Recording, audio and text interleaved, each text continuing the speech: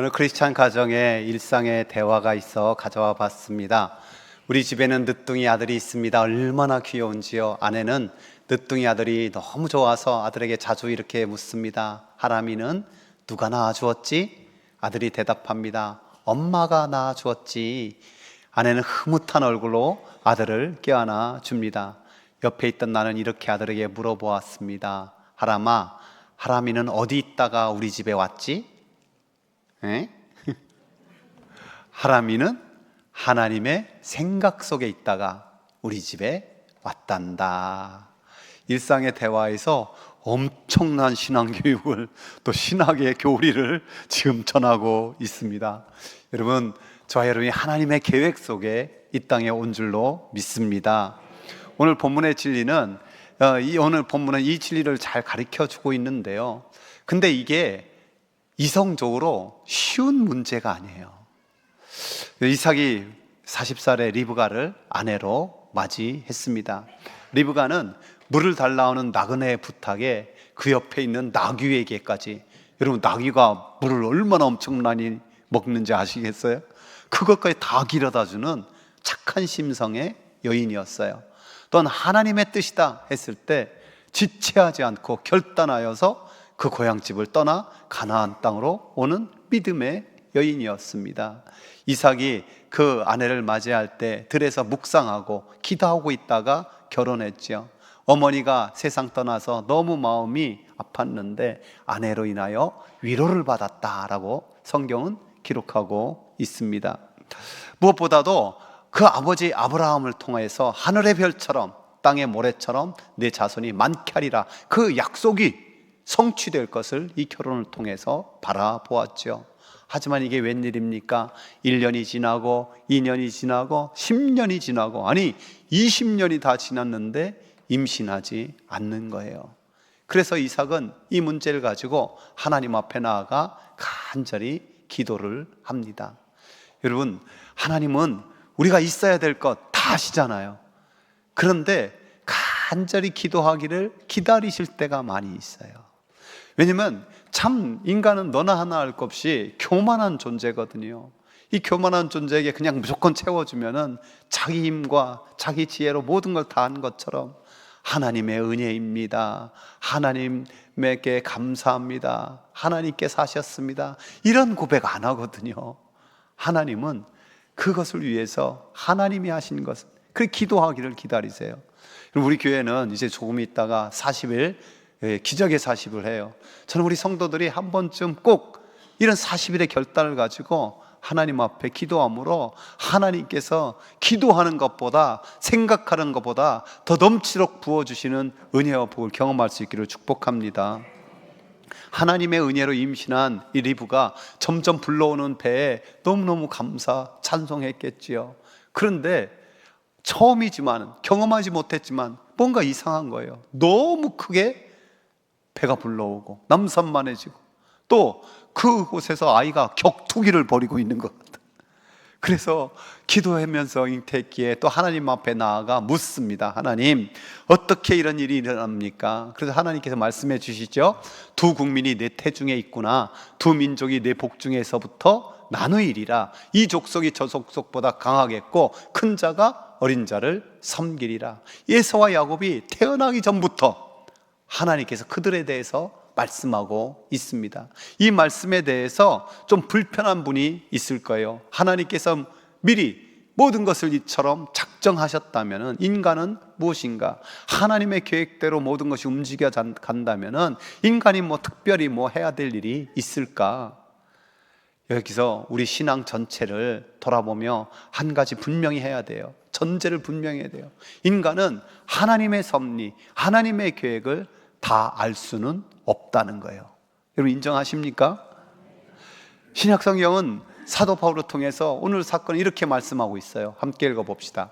리브가가 우리 조상 이삭 한 사람으로 말미암아 임신하였는데 그 자식들이 아직 나지도 아니하고 무슨 선이나 악을 행하지 아니한 때에 택하심을 따라 되는 하나님의 뜻이 행위로 말미암지 않고 오직 부르시니로 말미암아 서게 하려 하사 리브가에게 이르시되 큰 자가 어린 자를 섬기리라 하셨나니, 인간의 어떤 행위가 있기 전에 하나님의 선택이 있었다라고 말씀합니다.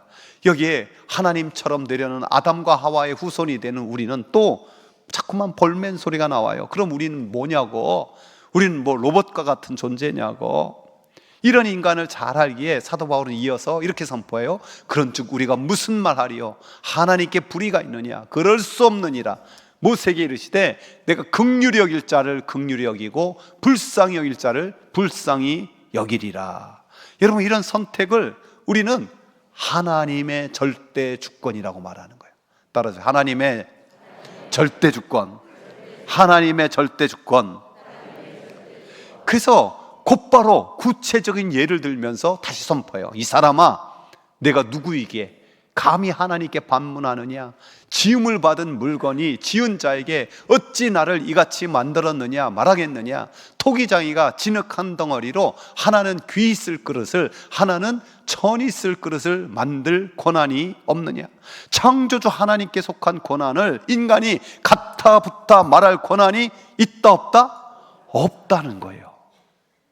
이삭과 리브가 하나님 말씀을 들었지만 이해하지 못했어요. 오늘 우리도 비슷하잖아요. 이같이 제가 확실하게 이유 드릴 수 있는 이유는 그 후에 이삭과 리브가의 행동 때문이에요. 에서는 남성다운 기질을 가진 외향적인 사람이었어요.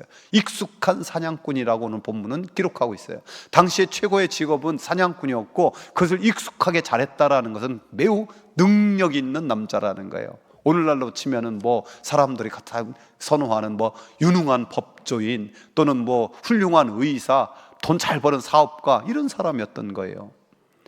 더군다나 잡은 사냥감을 요리까지 잘하는 사람, 요생남이라고 하나 뭐 했던지 뭐. 이삭이 고기 요리를 좋아했는지 이 에서를 특별하게 편애하고 있는 거예요. 야곱은 조용히 집에 있기 좋아하는 집돌이였어요. 그래서 어머니 일 같은 거 잘 도와주고 엄마랑 대화 많이 하고, 그래서 리브가는 이 야곱을 사랑했어요. 여러분은 에서와 야곱 중에 누가 더 좋습니까? 사람의 성향마다 조금 다르겠지만은 대부분 에서가 더 좋은 것 같아요. 왜냐면 익숙한 사냥꾼, 능력 있는 사람. 반면에 야곱은 오랜 세월 남의 밑에서 일하다가 사기나 당하는 그런 사람.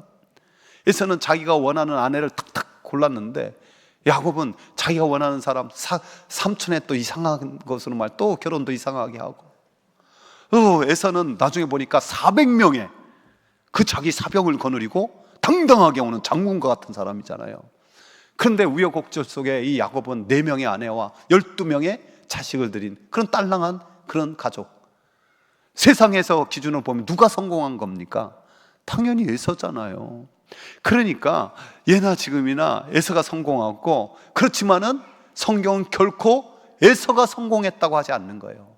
하나님의 약속의 유업이 야곱을 통해서 흘러나갔다는 것을 강조하고 있는 거예요. 이렇게 된 뿌리가 오늘 본문에 기록되어 있죠. 아무리 익숙한 사냥꾼이어도 100% 사냥 성공률은 없는 거예요. 아무리 야구 천재 오타니가 삼진 수없이 맞는 거예요. 그것처럼 어느 날 밤 이렇게 하루 종일 뛰어다녔는데도 토끼 새끼 한 마리 못 잡은 거예요. 그러니까 백가죽이 등에 붙었는데 마침 오니까 그 팥죽 냄새에 너무너무 죽이는 거예요. 떡도 있고. 그래서 그것 좀 주라 하니까 이 교활한 야곱, 장자의 명분 팔라고, 배고파 죽겠는데 그게 무슨 소용이 있냐고 해서 그것을 팔고 먹었어요. 성경은 이렇게 기록하고 있죠. 야곱이 떡과 팥죽을 에서에게 주매 에서가 먹으며 마시고 일어나갔으니, 에서가 장자의 명분을 가볍게 여깁니다. 장자의 명분을 가볍게 여긴 거예요. 이 사건에 대해서 신약 성경이 이렇게 말씀하고 있어요. 함께 읽어봅시다. 음행하는 자와 혹 한 그릇 음식을 위하여 장자의 명분을 판 에서와 같이 망령된 자가 없도록 살피라. 음행하는 그런 끔찍한 죄와 한 그릇 음식을 위해서 영적으로 귀한 것, 은혜를 저버리는 것이 똑같다는 거예요. 그것이 뭐냐? 망령된 짓이라는, 망령된 짓. 여러분, 그렇게 보면 오늘날도 얼마나 많은 현대인들이, 우리 신앙인들이 하늘의 은혜보다 땅의 복을 더 훨씬 귀하게 여기고 사모하고 있지 않습니까? 저와 여러분이 하늘의 은혜를 더 귀히 여기고 사모할 수 있기를 원합니다. 우리 옆 사람과 인사합시다. 하늘의 은혜를 더 귀히 여기고 사모합시다. 제가 어려서 이렇게 설교를 들을 때 종종 이해하지 못하고 좀 더 마음이 이 기독교인가? 뭐 이런 식으로 받아들이기 어려운 내용들이 종종 있었는데요. 특별히 야곱 이야기가 저에게는 그랬어요. 부흥사들이 가끔 은혜 받으려면 야곱처럼 사모해서 어떻게 하든지 장자권 빼앗고 또 사기치서라도 하늘의 축복권 빼앗고 이래야 된다고. 여러분 안 들어봤어요? 그래서 비판하는 이들은 종종 그런 비판을 해요. 그래서 한국교회 성도들이 윤리의식이 약하고 어떻게 하든지 수단 방법을 가리지 않고 은혜와 복을 바라는 그런 것을 추구한다고. 그래서 뭐 하다 보면은 새벽 기도 열심히 잘하고 가다가 남의 집 포박 따다가 된장국 그냥 기도원에서 그렇게 기도 많이 해서 은혜 듬뿍 받았다는데 그냥 빨리 먼저 가서 앞자리 차지하려고 이 자리 내 자리 다 내 거야. 저 사람 그거 자리 맡아놓는 거 싸움하고. 오늘날로 치면은 기독교인들인데 왜 그렇게 거짓말 잘하느냐고 하고 사기 사건에 꼭 껴있다고 하고 또 하나님 위한다고 하면서 부모 공경이나 형제 또 사람들에게는 막 막대하고. 이러면 또 제일 심한 것이 사실은 이런 거 잘하는 데가 어디냐면 신천지예요. 왜? 모략이란 이름으로 거짓과 사기를 정당화시키는. 여러분 다시 이삭과 리브가를 생각해 봅시다. 남성다운 에서 그가 장남이었기에 이삭은 무조건 그에게 축복해 주기를 원했어요. 분명히 하나님의 섭리를 들었는데도. 리브가는 한 걸음 더 나갔죠. 딸이 없어서 그런지 딸 같은 야곱 더 사랑해서 아주 자기가 주도적으로 그 땀이 듬뿍 묻은 에서의 옷을 입혀서 에서 냄새나게 하고 그 염소털로 다 만들어가지고 억지로 그 아버지의 축복을 받게 하고, 이로 인하여서 형제가 원수가 되게 하잖아요. 하나님을 믿고 잠잠히 기다리면은 해야 될 텐데 이 이삭과 리브가 꼭 이렇게 인간적인 방법으로 믿음의 유업을 받아야 되는 겁니까? 아니잖아요. 하나님의 절대 주권은 이미 선택되었고 하나님의 뜻과 방법을 좀 기다렸더라면 어떻게 보면은 야곱이 그렇게 험악한 세월을 보내지 않아도 될 수 있었을 거예요. 제가 많이는 아니지만은 그래서 60점 넘게 살다 보니까요 점점 편해지는 것이 많더라고요. 너무 좋아요. 하늘나라 갈 때도 가까울 거고. 근데 진짜 제가 좋아하는 최고 첫 번째가 뭔지 아십니까? 그건요, 내 뜻대로 안 돼도 괜찮더라는 거예요. 내 마음대로 안 돼도 괜찮더라는 거예요. 그래서 꼭 내 마음대로 안 되고 나 뜻대로 안 돼도 별로 없네요. 더 좋을 때가 많았어요. 생각해 보십시오. 어린아이들이 나 저거 가질 거야, 이거 먹을 거야, 저거 꼭 세게 고집 피울 때가 있잖아요. 부모 입장에 보면 더 좋은 거 주고 싶은데 그 고집 때문에 그래 그거 가져라 이런 경우가 있지 않습니까? 여러분 이런 현상이 장년들 어른들에게도 생각날 수 있어요. 내 생각만 옳다고 내 주장만 옳다고 고집 피우게 되면 그걸 뭐라고 부르냐면 성인 아이라고 불러요. 뭐라고 부른다고요? 성인 아이. 이 성인 아이로 인하여 사회가 얼마나 힘들고 또 가족에서도 힘든 존재가 있을 수 있어요. 그래서 사랑에 대한 그 고귀한 진리를 말하는 고린도전서 13장에 사도 바울은 자기에 대한 고백을 슬쩍 끼워 놓아요. 그 고백을 함께 읽어봅시다.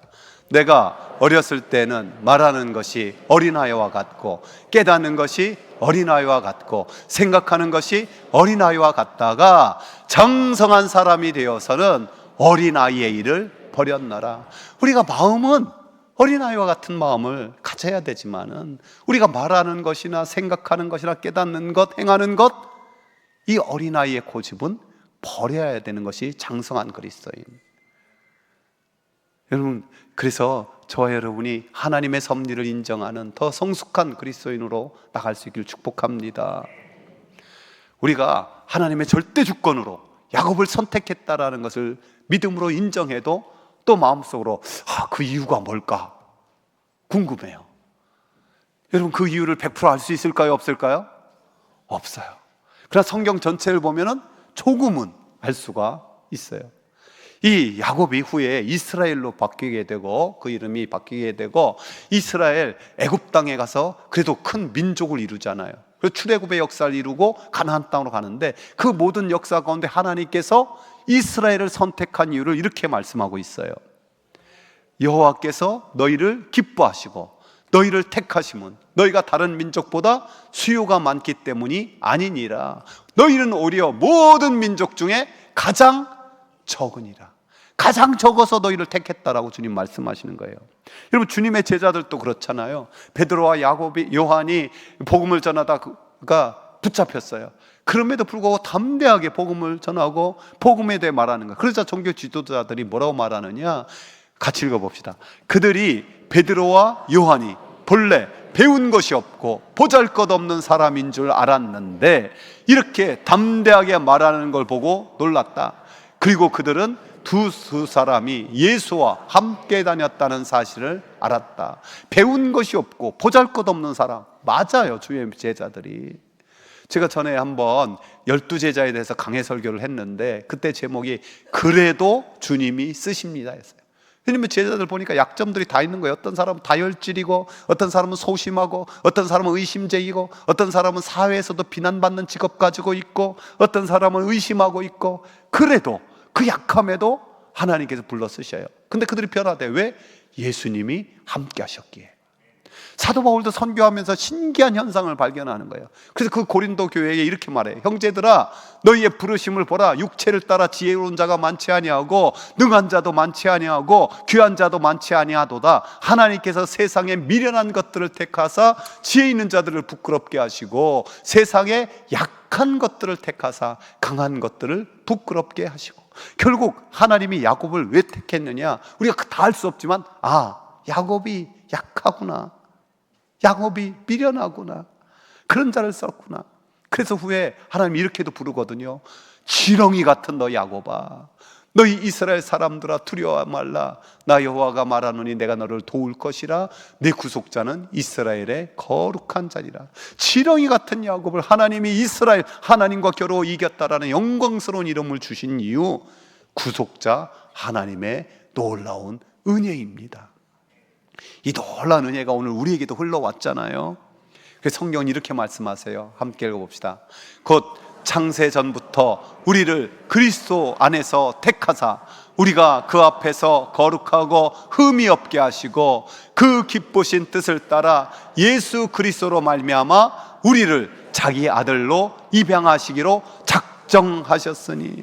창세전부터 그리스도 안에서 우리를 택하셨어요. 우리를 하나님 아들 삼으려고 작정하셨다는 거예요. 그래서 우리는 이것을 이해할 수 없지만 은혜라고 고백하는 거예요. 은혜. 하나님의 선택이 우리 어떤 행위, 우리 어떤 조건이 아닌 하나님의 은혜라. 그래서 이어지는 구원의 진리를 에베소서 이렇게 선포하잖아요. 너희는 그 은혜로 인하여 믿음으로 말미암아 구원받았으니 이것이 너희에게서 난 것이 아니요 하나님의 선물이라. 은혜와 믿음에서 뭐가 먼저 있었던 거예요? 은혜가 먼저 있는 거예요. 그 은혜가 먼저 있었고, 그 은혜가 내 것이 되기 위해서 필요했던 것은 그 은혜를 믿는 믿음이에요. 서울대학교를 나오고 미국에서 유학한 후에 돌아오셔서 카이스트 서울대 또 고등과학원의 교수로 지낸 김인강 교수님이 있어요. 이 고온 초전도체 연구의 세계적인 권위자인데, 이분이 2살 때 소아마비를 알아서 두 다리를 못 써요. 그런데 그 장애를 딛고 세계적인 수학자가 되신 분인데, 그분이 2011년인가에 이 책을 냈어요. 기쁨 공식. 군함마의 막내로서 비닐을 끌고 이렇게 다녀야 되는 그런데 누나와 어머니의 그런 섬김, 이런 것들이 잘 나오면서 참 기쁨과 눈물을 해서 너무 좋은 책인데요. 그 책에서 제가 하나님 만난 경험을 하는데, 육신의 질병 때문에 엄마가랑 기도원에 한 40일 금식까지 하면서 이렇게 기도하는 걸로 올라갔어요. 근데 거기서 하나님을 만나고 깨달은 바를 이렇게 적고 있어요. 저는 하나님의 모든 주권과 통치권을 인정했습니다. 저의 연약함과 가난과 고통이 전적으로 그분의 뜻인 것도 인정했습니다. 더 이상 하나님께 대들지 않고 저처럼 연약한 사람들을 긍휼히 여기면서 그들에게 희망을 주며 살아야 하는 것이 저에게 주신 하나님의 뜻이라는 것도 알게 되었습니다. 하나님은 저를 꿰뚫어 보고 계십니다. 사실 지음받은 물건이 지은 자에게 어찌 나를 이같이 만들었느냐고 하겠는가라는 말씀을 그대로 받아들였습니다. 저는 실패작이 아닙니다. 불완전한 사람이지만 저에게 두신 하나님의 계획은 완벽했습니다. 주의 뜻대로 저를 받으소서. 하나님께서 빚으신 대로 저를 내어 드리나이다. 이 응답을 받고 엄마에게 내려가자고 하는 거예요. 아니 아직도 멀었는데 왜 벌써 내려가냐고. 그러자 이 김민광 교수가 어렸을 때지만 단호하게 이렇게 말해요. 저는 병 고치기 위해서 이렇게 하나님 앞에 기도하는 게 아니라 내가 왜 살아야 되는지 알고 싶어서 기도하는 거라고. 근데 내가 왜 살아야 되는지 그 이유를 분명히 알았으니까, 이제 응답받았으니까 내려가면 된다고. 그 둘에도 하나님 앞에 전적으로 매달려 기도하게 되었고, 하나님이 폐의 통증은 깨끗하게 낫게 하셨고, 육신을 의지하지 않고 하나님 의지하여서 그 놀라운 일을 이루어서 희망의 전도사가 되었어요. 우리는 종교개혁자 장깔뱅이로 시작된 장로교회에서 신앙생활하고 있잖아요. 여러분, 장로교회의 가장 귀한 가장 앞선 교리가 뭐냐면, 한마디로 말하면 하나님의 절대 주권이에요. 아까도 말한 하나님의 절대 주권. 그리고 거기에서 파생된 것 중에 하나가 더 사람들이 많이 중고등학교 때 한 번쯤 들어봤을 예정론이에요. 예정설 또는 예정론. 예정론 하면 또 곧바로 우리는 생각해요. 쟤는 하나님이 예정했을까? 쟤는 하나님이 선택했을까? 하나님의 선택에 모든 구원이 달렸다면 굳이 꼭 전도해야 되는 건가? 또는 이렇게 열심히 교회 다닐 필요 있는가? 나중에 하나님 구원했으면 어떻게 살든지 그냥 딱 데려가시겠지? 여러분, 깔뱅이 그걸 몰랐을까요? 그가 주장한 예정론은 판단 기준으로 준 것이 아니에요. 나 같은 죄인을 택하신 하나님, 그 은혜 놀랍다라는 믿음의 고백을 확실히 하라는 거예요. 따라하세요. 예정론은 판단 기준으로 준 것이 아니다. 나를 택하셨다라는 믿음의 고백을 확실히 하라는 거다. 믿습니까? 다시 한번 에베소서 말씀을 좀 길지만은 그 뒤에 것까지 한번 읽어봅시다. 찬송하리로다. 하나님 곧 우리 주 예수 그리스도의 아버지께서 그리스도 안에서 하늘에 속한 모든 신령한 복을 우리에게 주시되, 곧 창세 전에 그리스도 안에서 우리를 택하사 우리로 사랑 안에서 그 앞에 거룩하고 흠이 없게 하시려고 그 기쁘신 뜻대로 우리를 예정하사 예수 그리스도로 말미암아 자기의 아들들이 되게 하셨으니, 이는 그가 사랑하는 자 안에서 우리에게 거저 주시는 바 그 은혜의 영광을 찬송하게 하려는 것이라. 아멘. 저와 여러분을 택하셔서 창세전부터 택하셨고 그의 아들 되도록 예정하셨고, 결국 그 영광의 은혜를 찬송하게 하려는 귀한 목적 가운데 우리를 이끄시는 줄 믿습니다. 할렐루야. 그 은혜로 하나님 자녀 되고 영광을 찬송하는, 너무 행복하잖아요. 저는 좀 자연의 다큐나 이런 거 보는 거 좋아하는데, 종종 거북이가 알 낳는 거 보면은 이게 나와서 그 모래밭에 알을 수백 개 낳잖아요. 보신 적 있죠? 이분은 아무도 없더라고. 그런 거 안 재밌나 봐. 근데 그 거북이들이 대부분 100년 살면서 수백 개 알을 한 번에 낳거든요. 근데 그 알이 나오면은 그 알을 낳는 거 어떻게 그렇게 다 때를 알고 또 와서 그 알을 다 캐먹는 애들 있잖아요. 그리고 겨우 깨어나면은 또 그 바닥까지 가는 사이가 험난해. 그거 잡아먹는 새 몸도 엄청 많고, 바다에 들어가자마자 또 큰 물고기들이 그걸 또 기다리고 있고, 결국 수백 개 알 중에서, 붉은 거북 같은 경우 수백 개 알 중에서 이게 크게까지 자라날 알은 딱 하나밖에 없다는 거예요. 그럼 여러분 생각해 보십시오. 그게 몇 프로입니까? 1%도 안 돼요. 0.3%만 이렇게. 근데 죄인인 사람이 정말 이 땅에서 하나님의 자녀로 온전히 구원받을 확률, 인간적으로 노력하면 몇 프로가 되겠습니까? 0%인 거예요. 0%. 그래서 그 0% 인간 가운데 네 노력, 네 지식, 네 걸로 할 수 없어. 하나님이 택하신 거고, 하나님이 붙드시는 거고, 하나님이 인도하셔서 우리를 저천국으로 인도해 주신답니다. 그러니 우리가 그 은혜를 감사할 수 있고 찬송할 수 있는 것, 그 부르심에 후회가 없다고 고백할 수 있는 것 아니겠습니까? 저와 여러분과 우리의 자녀손들이 그 은혜를 꼭 붙들고 그 은혜 속에 거할 수 있기를, 그 부르심에 거할 수 있기를 축복합니다.